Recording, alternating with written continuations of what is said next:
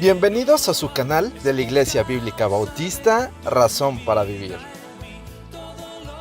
con el pastor Jared Suárez. Vamos a orar. Señor y Padre nuestro, gracias por tu palabra, porque tu palabra es viva, es eficaz, nos guía, nos enseña, nos instruye. Y Señor, te rogamos que hables a nuestro corazón a través de tu Santo Espíritu y que podamos, Señor, poner manos a la obra haciendo lo que tú mandas, lo que tú dices en tu palabra para la gloria tuya. Y en el nombre de Jesucristo, amén. Amén. Muy bien, podemos tomar nuestro lugar. Ahora, ¿sabe? Cuando hablamos de la Navidad, es algo que se acostumbra a celebrar, pero es algo curioso porque no es un mandamiento a celebrar. Se nos manda a celebrar la cena del Señor, se nos manda a ir y predicar el Evangelio, se nos manda a bautizarse, a ser discípulos, pero no se nos manda a celebrar la cena del Señor. De hecho, hay un problema en la celebración de la Navidad. Y uno de los problemas de la celebración es que nadie sabe qué día nació el Señor Jesucristo. Pero es curioso, porque sí se sabe el día de la muerte del Señor Jesucristo. Sabe que el Señor Jesús murió el 14 del Nisan, es decir, 14 de abril. Hay algunos problemas con las cuentas en el nacimiento de Jesús, porque cuando se manda el edicto de Arquelao, es en el año 4 y no en el año 0. Entonces Jesús nació no en el año 0, sino en el año 4. Y en el tiempo de que nació, supuestamente, si hubiera nacido el 25 de diciembre, si ustedes recuerdan los eventos, nació en un pesebre y era invierno y los inviernos allá son muy fríos y hay momentos que hasta llega a nevar. No todos los años neva en Belén, pero hay momentos que llega a nevar. ¿Sabe? Aquí en Puebla nunca ha nevado, hasta donde yo sé, porque no hay temperaturas tan bajas. Ahora imagínese Jesús en un pesebre y con un frío de aquellos. Bueno, entonces no se nos manda a celebrar, pero se celebra la Navidad. Estamos habituados, se dice la cristiandad. De hecho, la Navidad se celebra como un día de intercambio de regalos, un día donde los niños reciben regalos, un día donde hay luces, donde hay muchas cosas que si vamos a la primera Navidad, no había. Fue muy austera, demasiado. No fue en un hotel de lujo, ni en una mansión, y nació un rey, y no nació en un palacio, sino nació en un establo. Y su cuna era el comedero del buey. Así que, viendo toda esta situación, uno se hace la pregunta, ¿tengo que celebrar la Navidad? Pues yo diría la respuesta es no. Pero de alguna forma, todo el mundo la celebra y es una gran oportunidad de hablar de lo que hizo Dios por el mundo. Y aquí es donde viene el pasaje, dice, el nacimiento de Jesucristo fue así. Tenemos un registro bíblico de cómo fue el nacimiento. Dice, estando desposada María su madre con José, antes que se juntasen, se halló que había concebido del Espíritu Santo. Muy contrario a nuestras costumbres. Aquí en nuestro país se pide a la chica en un determinado tiempo y se empieza a preparar para la boda, ¿cierto o no? La pedida de la mano de la mujer, ¿no? Y entonces ya se empiezan a hacer los preparativos, se pone fecha para la boda, etcétera, etcétera, etcétera, etcétera. Pero no son esposos y no viven juntos hasta que se casan, ¿no? Esa es la costumbre. Y después, de alguna forma, allí empieza a haber pues de alguna manera lo que se conoce el matrimonio. Y allí también, en Israel, era diferente, porque allá cuando se pedía, ya se consideraba la esposa. Así que cualquier acto de infidelidad tenía que tratarse con la ley de Moisés. Y ustedes recuerden que la ley de Moisés era muy severa y a los adúlteros los apedreaban. No es que decían, ay, me divorcio y ya, ahora es así, ¿no? Ahora te divorcias hasta por incompatibilidad de caracteres. Es curioso porque ningún carácter es compatible. Todos somos incompatibles y tenemos que aguantarnos y soportarnos los unos a los otros porque nosotros somos difíciles. Tenemos un carácter difícil para la otra persona. Siempre pensamos en la otra persona. Ah, qué difícil, ah, qué carácter, ah, qué el otro. ¿Y tú? Porque para que haya una discusión se necesitan dos. Para que haya un pleito, dos. Para que haya ofensas se necesitan dos, etcétera, etcétera. Si uno se calmara, si uno pudiera tener el carácter para decir que haya uno, que no haya dos, otra cosa sería. Pero también no nos dejamos. ¿Cierto o no? Y hasta nos dicen, no te dejes. No te dejes. Si te dice, tú le dices. Pero en realidad, si queremos paz en el matrimonio, tenemos que ir aprendiendo a ceder y a seguir cediendo. Si no, pues va a terminar en una ruptura. Pero José dice, su marido, como era justo y no quería infamarla, quiso dejarla secretamente. Es decir, José se dio cuenta que algo andaba mal. No se dice cómo se enteró José, pero José se enteró que María estaba embarazada, su esposa, y no había tenido contacto físico con ella. Entonces, ¿saben qué? Me voy. Y es lo que dice, ¿no? Dice, para no infamarla, quiso dejarla secretamente. Allí no era dejarla mal, ¿verdad? No era decir el esposo, sí, porque él la podía haber acusado, está embarazada y yo no tuve nada que ver, y el fin de María era apedreamiento. José dice, no, mejor el culpable voy a ser yo, me voy y va a quedar como la abandonada, pero no como la adúltera, fornicaria, etcétera, etcétera. Pero entonces viene la intervención divina. Y dice, y pensando él en esto, he aquí un ángel del Señor apareció en sueños y le dijo, José, hijo de David, no temas recibir a María, tu mujer, porque lo que en ella es engendrado del Espíritu Santo es. Ahora, tuvo que ser un ángel, porque de otra manera José no iba a creer. Era muy complicado. ¿Saben? Muchos admiran a María, su obediencia, pero José iba a ser el padre de un hijo que no era suyo. Y tenía que creer las palabras que el ángel le decía. Además, a María se le aparece el ángel, a José se le aparece en sueños. En sueños. Y entonces había que creer en un sueño. Y mire lo que dice, lo que sigue diciendo el texto.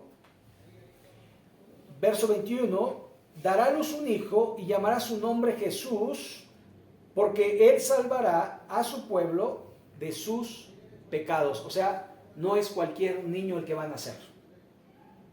Es uno que va a perdonar los pecados del pueblo.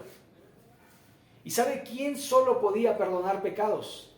Si ustedes recuerdan, cuando Jesús sana a un paralítico, a ese que lo bajan por el techo, Jesús le dice al paralítico, tus pecados te son perdonados. La gente se escandalizó y dijo, ¿cómo siendo hombre puede perdonar pecados si solo Dios puede perdonarlos? Y Jesús dice, bueno, ¿qué es más fácil decir? ¿Tus pecados te son perdonados? O levántate, toma tu lecho y vete. Era un paralítico, parapléjico de nacimiento, algo que jamás se había visto. Es más, en la actualidad ni con todos los avances, un hombre que haya nacido paralítico es sanado. Es más, si un sano se cayó y se rompió la espina y se quedó paralítico, es imposible casi que sea restaurado a su estado normal. Entonces, algo que vamos viendo es que a José se le llama la atención y se le exhorta acerca de quién era el niño. Ahora, el nombre Jesús es un sinónimo de Josué. En el hebreo, Josué, en el griego, Jesús. Pero significan lo mismo. La salvación viene de Jehová o Dios salva. Entonces, este era un hijo especial. Dice, y todo esto aconteció para que se cumpliese lo dicho por el Señor por medio del profeta cuando dijo, he aquí una virgen concebirá y dará a luz un hijo y llamará su nombre Manuel, que traducido es Dios con nosotros. 700 años antes, Dios había profetizado a través de Isaías, y esto lo puede corroborar en 7:14 de Isaías, está este pasaje, que una virgen concebiría y daría a luz un hijo. Es algo imposible. Ahora, esto es imposible para los hombres, porque los hombres no entendemos cómo es que un hombre puede ser creado. Por ejemplo, en la concepción, cuando un niño se está formando en el vientre de su madre, los científicos no saben a qué hora se forma el sistema sanguíneo, ni el respiratorio, ni el nervioso, ni los huesos. Nada. De repente ya está. ¿Arte de magia? No. ¿Casualidad? No. Está diseñado para que así sea. Por lo tanto, tiene que haber un diseñador de esto. Un creador. Y ese es Dios, nuestro Dios. Entonces, esto ya estaba profetizado de tal manera que iba a suceder, y sucedió en un tiempo donde el mundo estaba sumergido en la oscuridad. Si ustedes recuerdan, hubo 400 años de silencio, es decir, donde Dios no habló, donde Dios no mandó profeta. 400 años donde no hubo comunicación de Dios para con el hombre, porque el hombre había rechazado a Dios. Ahora, si ustedes van, por ejemplo, y ven el nacimiento de Juan el Bautista, también sucede como sucedió con Abraham y Sara. Elizabeth era una mujer mayor, anciana. Y Elí era un hombre anciano. Zacarías es el padre de Juan el Bautista, y eran hombres ancianos. Y entonces, allí empieza a surgir algo nuevo. Con Abraham empezó un pueblo nuevo, y con Juan el Bautista empieza la anunciación para un pueblo nuevo. Voz que clama en el desierto, preparad camino para el Señor, enderezad las sendas, arrepentíos porque el reino de los cielos ha llegado. Y esa era la predicación de Juan el Bautista. Y la gente iba y se bautizaba en el Jordán por arrepentimiento de sus pecados, preparando el camino, porque Jesús solamente le llevaba 6 meses de edad a Juan el Bautista. Curioso, eran primos hermanos. Y allí entonces aparece en escena Jesús, cuando Juan el Bautista le bautiza, y Juan lo ve y dice, este es el Cordero de Dios que quita el pecado del mundo. Y entonces Jesús es bautizado y desciende el Espíritu Santo en forma de paloma, y una voz en el cielo se oye, este es mi Hijo amado, en el cual tengo complacencia, a este oíd. Así que cuando vemos la natividad o nacimiento de Jesús, vemos la obra de Dios.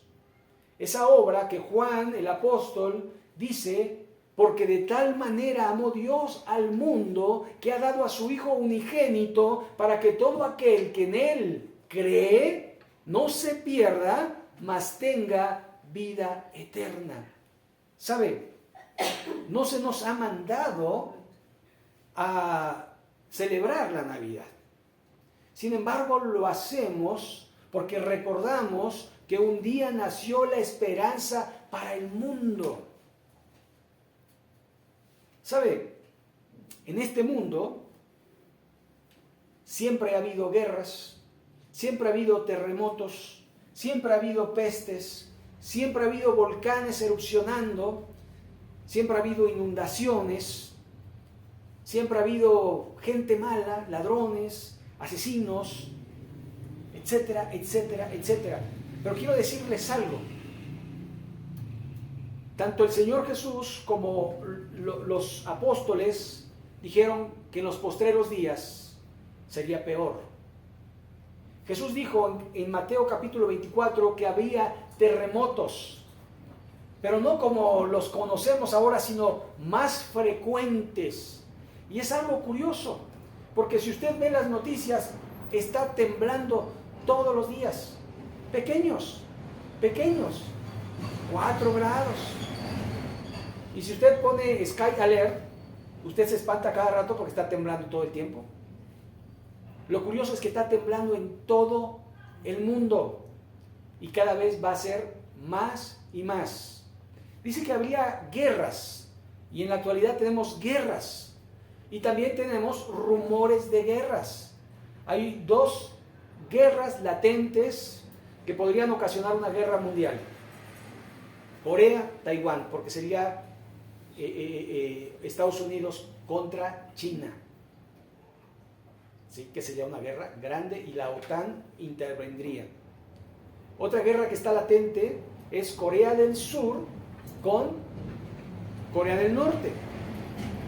Están latentes, que también podría ocasionar porque intervendría por un lado en Corea del Sur Estados Unidos y por otro lado Rusia apoyando a Corea del Norte. ¿Sabe?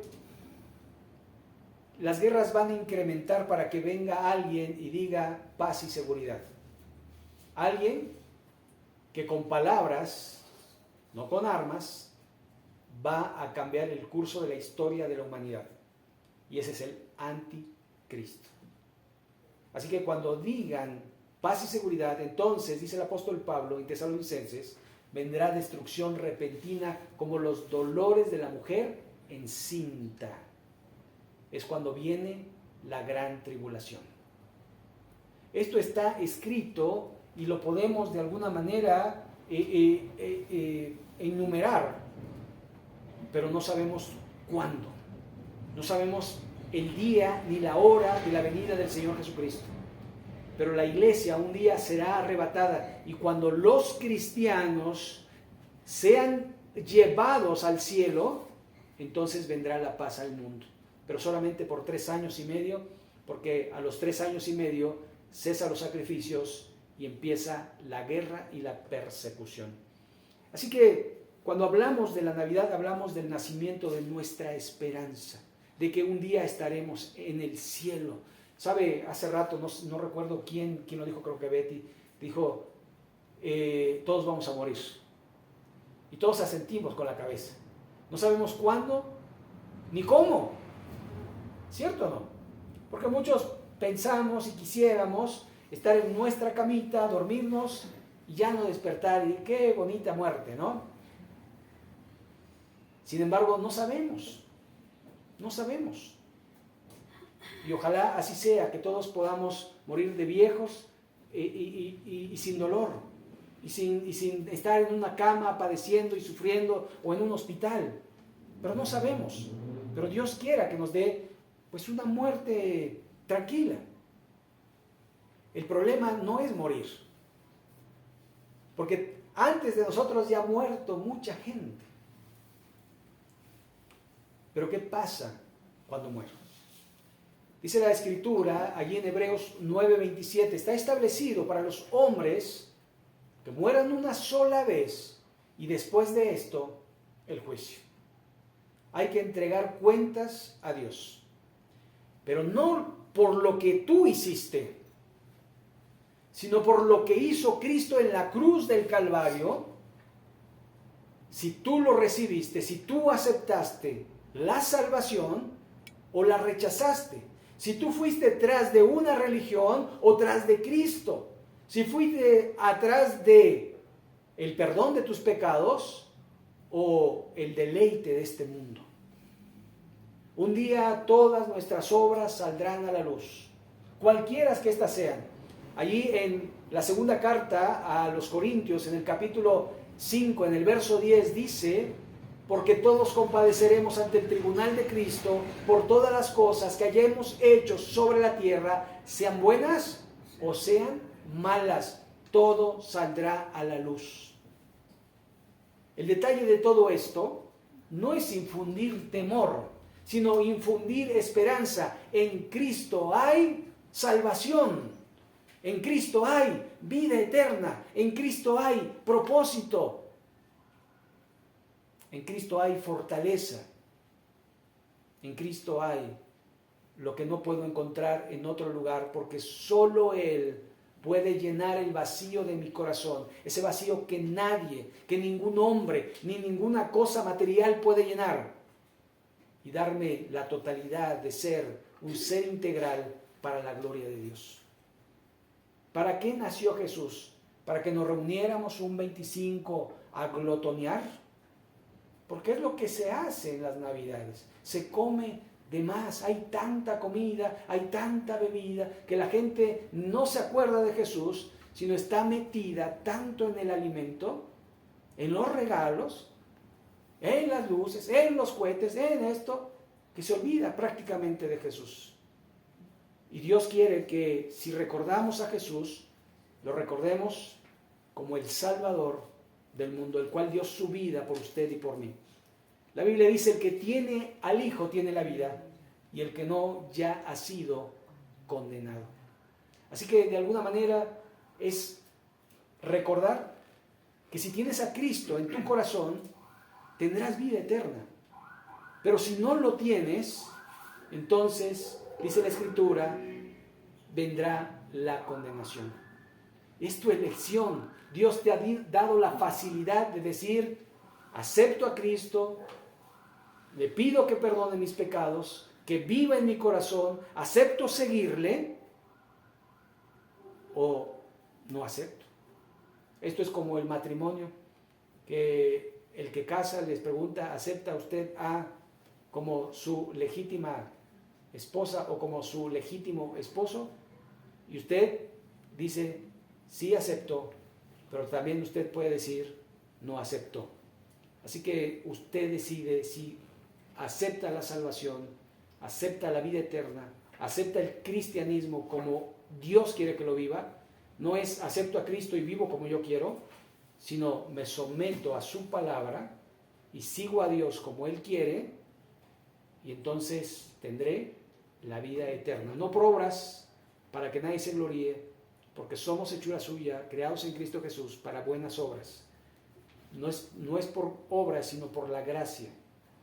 Por gracia sois salvos por medio de la fe, y esto no es de vosotros, sino que es un regalo, es un don de Dios, no por obras para que nadie se gloríe. Así que usted decide. Si usted es salvo, amén, pero si usted no lo es, yo le invito que se arrepienta de sus pecados y que siga a Jesús.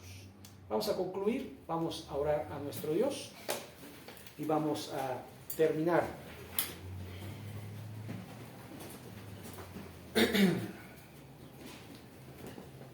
Señor y Padre nuestro, sabemos, Señor, que tú tienes un plan para cada uno de nosotros, y ahora que se avecinan estas celebraciones, queremos hablar de lo que Cristo hizo por nosotros. Aprovechar estas celebraciones para hablar de la esperanza que hay en nosotros, que un día estaremos en tu presencia, no por obras de justicia que nosotros hubiésemos hecho, sino por el lavamiento por el Espíritu. Señor, que nuestra vida refleje que somos nuevas criaturas, que lo viejo pasó y que nuestra vida se va renovando día a día para la gloria tuya. Señor, que en estas fiestas podamos glorificarte y que podamos dar testimonio y hablar de lo que tú has hecho por la humanidad, porque viniste a salvar al mundo y el mundo no te conoció. Pero Señor, sabemos que hay unos cuantos que te quieren recibir, que te quieren seguir, que te quieren honrar, que te quieren glorificar. Y pedimos, Señor, por esos cuantos, que tu Señor siga obrando para la gloria y la honra tuya. Señor, bendice a mis hermanos, suple sus necesidades. Gracias, Señor, por este día y en el nombre de Jesucristo. Amén.